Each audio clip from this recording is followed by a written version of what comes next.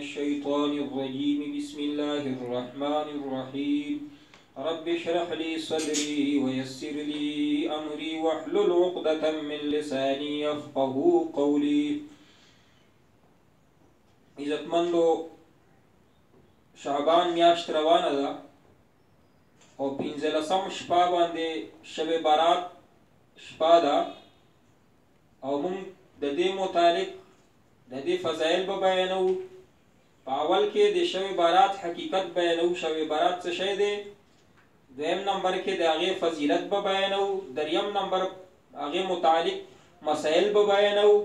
او دا چې په دې شب برات کې کم کم بدعات دي او کم کم سیزونه دي چې خلکو د ځان نه په دین کې ګډ کړي دي، دا به هم بیانو انشاءالله. نو شب برات حقیقت څه دی؟ شب برات ویله څه شي ته شي؟ شب برات یعنی د خلاصي شپه. په دې شپه کې الله جل جلاله د خلکو ګناهونه معاف کوي، د جهنم نه الله پاک خلکو له خلاصۍ ورکوي او جنت په خلکو باندې واجبوي. د شب برات کومه شپه چې ده د 15مه شپه، نن 9 شعبان دی. نو را روان کم خیالي ورځ دی، دا 14 شعبان دی او شپه ده اتوار شپه. د کومه د اتوار شپه ده دغه شپه دی، دې ته شب برات ویلی شي. دې فضایل څومره دي؟ دې متعلق ډېر احادیث روایت شوي چې اگر چې ضعیف دي، علما لیکي چې 10 صحابه کرامو نه د دې متعلق حدیث روایت شوي دي چې دغه شپه د فضیلت شپه ده. په دې شپه کې الله جل جلاله یو روایت کې راځي چې الله جل جلاله د قابیله د کلب قابیله په عربو کې یوه لویه قبیله، هغو سره به بیزې ګډې زیاتې وي. دا بیزو ګډو په مقدار چې هغې باندې څومره ویښته دي، دومره انسانانو الله پاک په دې شپه باندې مغفرت کوي. خو دغه روایتونو کې راځي چې په دغه فضیلت شپه باندې هم الله جل جلاله د بعضو خلکو مغفرت نه کوي، هغه به توبه خامخا وباسي. زیات خلک بغیر د توبې نه الله پاک معاف کړي په دې شپه باندې. خو بعضې خلک الله پاک په دې شپه باندې نه معاف کوي، هغه چې شراب اسکي، دایمي شراب اسکي، توبه نه وباسي. هغه کس چې د مور و پلار نافرماني کوي، هغه کس چې په زړونو کې خلکو ته کینه او بغض ساتي، هغه کس چې هغه رشتې کټ کوي په معمولي خبرو باندې چې ماله تا قرض رانه کړه، ماله رانه غلې، ماله دې لور رانه کړه، ماله لور دې واده نه وکړه، دغه خبرو باندې رشتې کټ کوي. دغه خلک الله پاک په دې شپه باندې معاف کوي نه. او هغه زاني ښځه او سړی چې هغه د زنا نه توبه نه وباسي، په دغه شپه باندې الله جل جلاله دغه زني هم نه معاف کوي. نو بعضې نورم کسان داسې دي چې الله جل جلاله په دغه شپه باندې الله پاک نه معاف کوي، اگر چې ټول خلقو ته الله پاک مغفرت وکړي.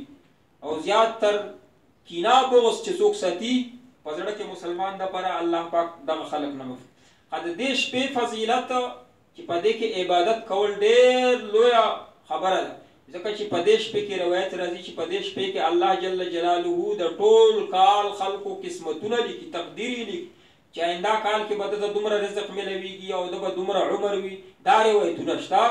نو نبي علیه الصلاة والسلام به په شعبان کې ډېرې روژې ساتلې. حضرت عایشه رضی الله تعالی عنها تپوس ته وکړو، نبي علیه السلام وفرمیل چې په دې ورځو کې شپو کې الله جل جلاله ته اعمال پیش کیږي، نو زه غواړم چې زما اعمال الله پاک ته پیش شي، نو زه روژهدار وم. نو نبي علیه السلام به په شعبان کې روژې زیاتې ساتلې. ډېر احادیث د دې په فضیلت کې راغلي چې په دې شپه کې عبادت کول افضل دي. عبادت نو کم قسم عبادت دا په روایتونو کې نشته، او ځان ته کور کې دننه نفل او سنت چې څومره دي دا به ځان ته کور کې دننه کوي، په جوماتونو کې نه دي راغلي.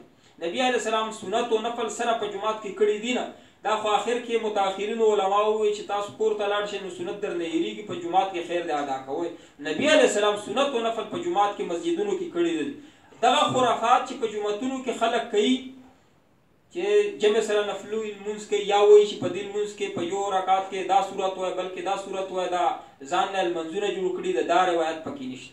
دا شته چې دغه شپه د عبادت شپه ده، څوک پکې عبادت کولی شي عبادت دی. که څوک عبادت پکې نشي کولی نو ګناه نه د ځان بچ کړي. د جوماتونو کې خلک رڼاګانې کوي او نفلي عبادتونه په جومات سره ادا کوي، مخلوط اجتماعګانې کوي، زنانه او سړي یو ځای وي په د ټلویزیون باندې. که ټلویزیون ته څوک ورځي نه وګوري په کور کې دې خرافاتو نه چې ځان بچ کې هم عبادت دی. که نور عبادت نشي کولی مسلطن لمونځ وکړه، ټي وي په دې شپه باندې مه لګوه، ټي وي مه ګوره او دغه په جوماتونو کې دا نفلي عبادتونه او د شرغه مرغه دا پکې د خرافات چې کم خلک کوي دې نه ځان بچ کې، دا هم لوی عبادت دی. دویمه دا خبره دا خو فضیلت یې راغلی لسو صحابه کرامو نه حدیث روایت دی نو عبادت پکې شته.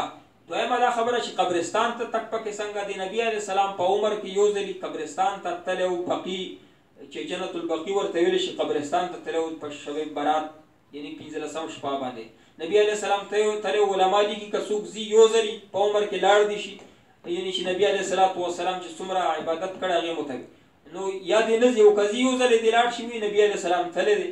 هر شب برات باندې قبرستان ته اجتماعي طور باندې په کوم طریقه کار چې مونږ کوو داسې دې نه کوي. قبرستان ته که یو ځلې ځي پټ شانتې یوازې لاړ شي نو خیر دی. او بله دا چې په دې کې د روژې څه فضیلت دی. په ټول شعبان کې نبي علیه السلام به 27 شعبان پر روژې ساتلی، خو آخر کې 28 شعبان 29 دوې ورځې بیا نبي علیه السلام روژه نه ساتله چې لږ شانتې تاکې طاقت پیدا شي د رمضان ده. او دغه شعبان عبادت چې څومره دی یا روژې شي دا اصل دی رمضان د پاره چې رمضان د پاره تیار شي نو عبادت پکې شته، فضیلت یې شته، خو مخصوص څه عبادت نه چې خلکو جوړ کړي. او مسائل د دې متعلق چې په 15 شعبان باندې ځینې خلک حلوا پخوي، خوراکونه پخوي، د دې هیڅ قسم روایت نشته د متعلق د حلوا متعلق یا نورو خوراکونو متعلق هیڅ قسم روایت نشته. حلوا خواره خلک خوراک خوړل په خپله باندې حلوا خوړل دې ته سنت ویل دا څومره ده ګمراهي خبره ده.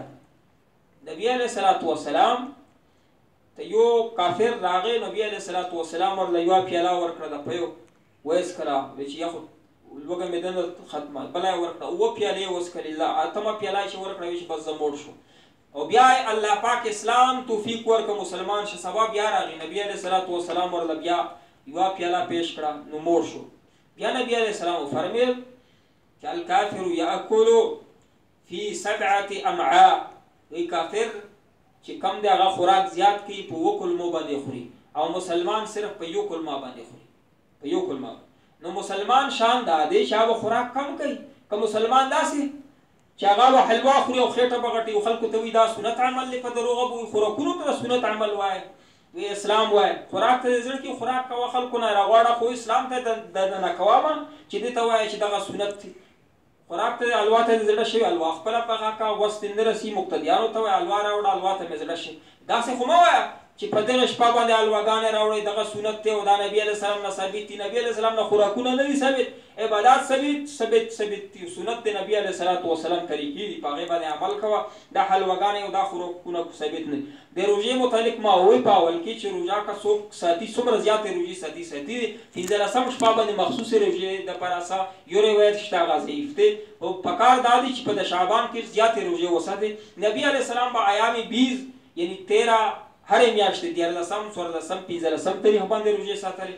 او دغه که مسلمان دغه سنت باندې عمل کوي 13 14 15 شعبان باندې نو په دې کې 15 شعبان هم راغی. بهر صورت که څوک روژه ساتي خیر فضیلت شته، ثواب یې شته او عبادت پکې کوي، ځان ته په کور کې دننه ثواب یې شته. کور نه بهر په جوماتونو کې او په قبرستان کې ټولي جوړول او په ټلویزیون باندې راځي د اختلاط د ځینې خلک چې کوي د حلواګانې پخول دا خوراکونه دا بدعت په اسلام کې دننه کول نه دي. دومره عبادت هغه ته ویلی شي نبي علیه السلام کړي یا صحابه کرامو کړي یا تابعینو کړي او دې نه زیات مونږه طاقت نشته چې هغه نه زیات وکړو. زیات په دین کې دننه کول دا جایز دی. دې نه علاوه پر ریاست په دې طور باندې دی چې کله سړی دربار ته ځي، لوی بادشاه دربار ته ځي، دفتر ته ځي، نو اول کپړو خیال اوسي، صفایي خیال ساتي. نو رمضان میاشت را روانه ده، په شعبان کې مونږه